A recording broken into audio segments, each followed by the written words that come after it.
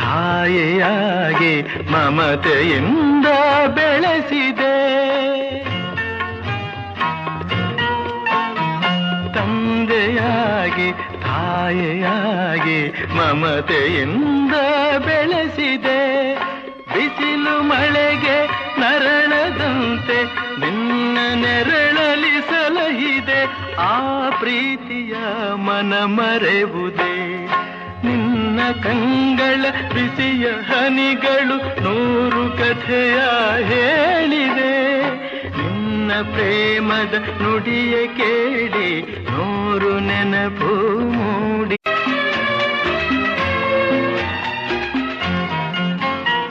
ತಂದೆಯಾಗಿ ತಾಯಿಯಾಗಿ ಮಮತೆಯಿಂದ